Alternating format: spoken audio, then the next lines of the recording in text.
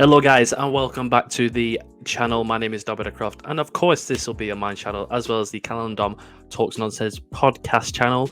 The podcast has just gone out today, and I hope you all enjoyed the listen. And obviously, today, the big news is obviously Blackburn versus Burnley on Sunday, because obviously, I just came off a podcast with the Blackburn and Burnley fans on the Burnley channel, and obviously, it's the England squad, isn't it? And if you guys haven't already, like I say, 81% of you aren't subscribed, but you want to just give it a little subscribe, that's absolutely appreciated. I'm trying to get to 100 by the end of the year. We are at, as I'm looking at the time, 10th of, we're on 10th of November. So yeah, for some reason I said time, it's date. But the England squad has been announced, and there has been a few surprises, there's been a few shocks, but ultimately, like I said in the last video with the Callum Wilson and Ivan Toney one, 20 or so of them were obvious. I'll run through it right now. Jordan Pickford, Nick Pope, Aaron Ramsdale, pretty much, they sort themselves out, don't they? I think only Henderson was maybe a little bit of a shout. Maybe Johnston at Palace hasn't had that many games. Trent Alexander-Arnold, Connor Cody, Eric Dyer, Harry Maguire, Luke Shaw, John Stones, Kieran Trippier, Kyle Walker, Ben White. Going into the midfield, we've got Jude Bellingham, Conor Gallagher, Jordan Henderson, Mason Mount, Calvin Phillips, and he'll say Kevin then, Declan Rice. Going into the forwards, Phil Foden, Jack Grealish, Harry Kane, James Maddison, Marcus Rashford, Bukayo Saka, Raheem Sterling, and Callum Wilson. And that last one, I got wrong on the last video, so I do apologise. But I'm not bothered by Callum Wilson or Ivan Toney, so I gave positives and negatives for the both of them. But obviously, like I just said, the goalkeepers, pick themselves. But I think we'll go through this team right now. Obviously, Trent Alexander-Arnold is in the team because, well, ultimately, he deserves it. He's not been in great form, has he? But ultimately, without the Reece James, and he is the best right back that we've got right now. Kieran Trippier is in the form of his life, but with Luke Shaw being the only left back in this team, because Ben Chilwell obviously got injured as well, you have to have Trent Alexander in there. It's insane that we're saying this, aren't we? Because obviously Trent Alexander-Arnold on his day is the best right back in the world, and if we're playing a back five with Trent Alexander-Arnold a right wing back, then it's even better because it shows more of his attributes. He doesn't have to quite defend as much, which is a bit of a myth. I will say he's better at defending than people suggest, but I think that ultimately, the further sort of forward in that wing-back role you have him, the better. Uses strengths. Connor Cody's lucky. I believe that Tomori could have sneaked in there. Mark Gahey hasn't had the best time at Palace this season. They have conceded a lot of set pieces, and ultimately that's probably what Gareth Southgate picked him over, because he is looking naive right now at centre-back role. Tomori as well. I will say this. I bet the people who are on Twitter who are screaming Tomori to be in this team have not watched an AC Milan game, have they? I think some of them maybe have watched one or two, but I bet that half of them, I'm looking at you right now, I bet half of them can't even name 14 teams in the Serie A. So ultimately, I think you've got Connor Cody there, although he's been okay recently. The last year he hasn't been great at Wolverhampton. Since he's been at Everton, he's been okay. I think he's there for his leadership and his presence in the changing room in this young team that ultimately is quite a young team. Eric Dyer obviously deserves to be there. Harry Maguire. Gareth Southgate has his favourites. I think ultimately it's not a question whether he deserves it or not. I think that he was always going to be there, and I think Gareth Southgate trusts him no matter how many minutes he's played. He's only played one game in the last 11. Is that going to cost us ultimately in the World Cup? Maybe. Depends if he's getting covered by the other two centre-backs, because at United they play back four. He might get covered by another player in a back five. It's a back five tax that Harry Maguire has right now. And he's not a bad player, is he? I don't think he's probably as bad as people are saying. He's just been horrendously out of form, essentially. And hopefully, let's hope he brings the form he had in the last World Cup and the last Euros.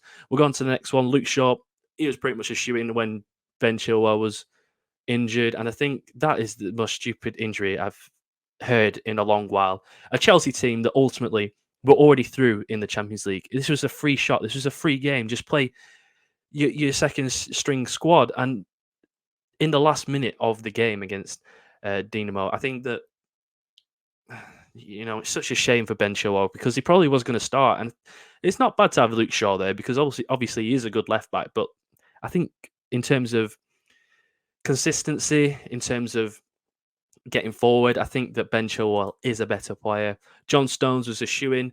Will he be okay? Because he did have a couple of injuries recently. Trippier, Gareth Southgate trusts him, doesn't he? And he is in the form of his life. He does deserve to be there, no questions. Kyle Walker is injured right now, which is interesting because Reece James is as well. You've got to take him, aren't you? I don't think there's many in terms of a back three that you could have. Like Kyle Walker, I think he can use his pace ultimately, and I think that he will be a good asset for us. Also, he's used to the England setup. Ben White, and he deserves to be there, doesn't he? It's a shame that he wasn't in the last squad, and he made it into the last Euros, so he knows how to be around a squad that's in a tournament. That's key, and I think ultimately when we get to Callum Wilson, I think that's the reason why he's in this team.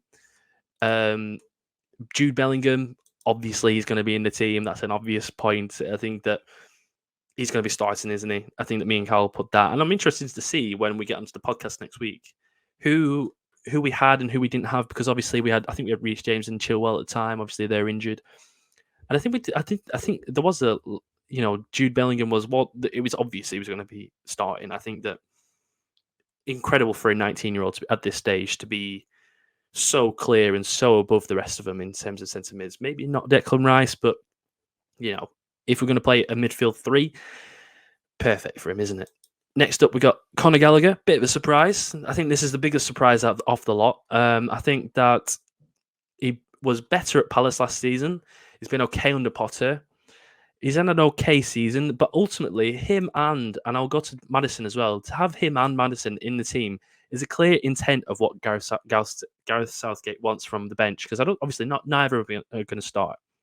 But it's a clear indication that, like Jack Grealish last season, like at the Euros, I think that we need those players on the bench, and I think that we need the players in form or the attacking players to bring on to give us a second option or a second plan, essentially. And I think that obviously from this team here, if you look at it, there's so many defenders. We're obviously going to play a back. We're going to play a back three and then two wing backs, aren't we? So unless we're playing Iran with a back four, I don't think that we need that many centre mids. And ultimately, obviously, Declan Rice, Jordan Henderson, bit of a surprise. Calvin Phillips, probably again, he's played 1 minute of Premier League football this season, and I think that I don't think there's many centre mids that are better than with Declan Rice in that centre mid. I think they complement each other so well in a defensive role. And I think that obviously James Ward-Prowse is probably better at set pieces, obviously, and going forward. But overall, I think Calvin Phillips, if he's fit, he probably is. If he's just on the bench and he can't get it into that City team. That's it's City, isn't it? He's never going to be playing many games. I think he ultimately, because of last summer, I think he does deserve to be in this team. People can contradict my contradiction statements. Will say that he isn't, and I understand why people can say that. But for this England team, Calvin Phillips, Declan Rice, Jude Bellingham, Henderson, Conor Gallagher, this is a good midfield, and I think that if he gets it right, we can go far. It's just if he gets it right. And obviously, we are in the middle of the season. Last of all, Mason Mount. Gareth Southgate loves him, doesn't he? I think that he was always going to be there. Going to the forwards, Phil Foden obviously is going to be there. I'll just go through the obvious ones. Jack Grealish was obviously going to be there. Granted, he hasn't had the best of times at City. He probably has played better. What can I say this? He probably has played better, hasn't he, at City than he has at Villa, but he's just not as crucial at City. Is that a fair statement? I think that's a calm take, isn't it? I think the fact that he is the pass before the assist, I think that's what City fans are saying, and I think that he has been crucial to this City team, whether or not he's been starting or not. He is good enough to be in this England team. Ultimately, they are the champions of England and should have been the champions of Europe for the last two seasons. Harry Kane, obviously. James Maddison, like you just said, with Conor Gallagher, he's been the form of his life this season. And I think that in a struggling team, and I think that the fact that, I think Brendan Rodgers alluded to it, because he's had a son, I think he has grown up. And I think that Gareth Southgate's seen that too. And I think if he wasn't included right now in this team, then questions would have already been raised before the World Cup, and you don't need that. And I think that this one, as well as the Callum Wilson or Ivan Toney one, were the two big questions, weren't they? And obviously, you're going to leave one of them strikers out. James Maddison, if you left him out, I think ultimately you've already set yourself up for failure because the questions would have already been said. And I think that the focus wouldn't have been on the team; it would have been on someone who's staying at home. So it was the right call. It was the obvious call, to be honest with you. It's insane that it's been a call. It should have just been obvious 6 months ago, to be honest with you. I think that it's very much deserved, and hats off to James Maddison, obviously. Marcus Rashford, bit of a surprise. I did put him in a thumbnail. He's been good this season. He's been a lot better. He's been a lot more concise and clinical. I think that Ten Hag has got him back to his best. He will be very much a great impact player. He won't start games, but coming off from the bench, his pace and his raw ability to say that still, because he still is. I think that we haven't seen the final form of Marcus Rashford. He had that dip of form, and hopefully the second half of the season, as well as the World Cup, is where we see the best of Marcus Rashford. I think that we all think he's got the potential to be that, and this season he's shown it with being a vital player of the United team. I think that under Ten Hag he has grown a lot, and credit to him. Fair play. Bukayo Saka, obvious as well. Raheem Sterling as well was always going to be there. A bright spark in that Chelsea team under Tuchel. Slightly dipped in form with Potter, but you could say that ultimately he does deserve to be in this team. You know, he's a leader in the dressing room. One of the oldest players there. Like Connor Cody, I would say that we need those players. You know, the ones that have a bit about them, even if it isn't as good technically wise. And you know, I say that for Connor Cody, but not for Raheem Sterling. Obviously, he probably will start. To be honest with you, like I said, Gareth Southgate has his favourites, which is fair enough. You got to have your favourites, or you're just boring, aren't you? Essentially. Obviously, last but not least, Callum Wilson. Like I said yesterday, I got the call wrong. I did say it was going to be Ivan Toney in the team because of the penalties. And I think the reason why, like I said in yesterday's video, is because he has had he has had 4 caps for England, 1 goal. Ivan Toney would have made his debut for England in the World Cup. And I think maybe Gareth Southgate knows that he's got his penalty takers. Ivan Toney would have been a crucial player in that penalty shootout. But if we're just having a player for a penalty shootout in the team, it seems a bit like a wasted spot, doesn't it? Unless, I mean, there's 26 players, so maybe not. You know, I'm flip-flapping, I'm contradicting myself with these 2 players, but I'm happy with either one. And I'm happy with the team. I don't think there's anybody really. People say Tomori, people say Ivan Toney, people saying James Ward-Prowse. I don't think there's any others really that deserve to be in this team. I'm just trying to think off the top of my head. I don't think I've got much. Obviously, I've just been riffing because I've just come from a podcast myself. But like I say, this team. I want to ask you guys: Will this team ultimately make it to the World Cup final? I want to know. I think we play France if it all goes well for us in the quarterfinal, and that will be our big test. And I think in those moments that we've not shown in the crucial points of a tournament in the last 4 years, that ultimately we need to show we have the experience now of getting past that, because you can't do that 3 times in a row. The group stage looks relatively easy. Granted, on the World Cup rankings is the hardest in terms of average position. I think 15th place is the average for us in terms of our group, you know, world rankings and stuff.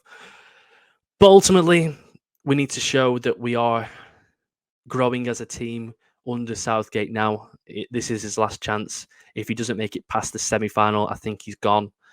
For a new manager, I don't know who that will be, but that's another conversation that we're going to have in the future. But if you haven't already, please can you go and subscribe to the video. I will be getting a new camera soon, so I do apologize for this quality. I've just been using a stream service that only requires a webcam, and I don't have a camera right now, so I've been looking on Amazon, looking on the market to see if there's a better quality one, and I think I've found one. So in a couple of weeks' time, that will appear. I hope you like the video. Any comments below who you think might have been in the team, how we're going to do this season, this World Cup, and how are we going to do overall? Do you think Gareth Southgate deserves to be there in the first place, to be honest with you?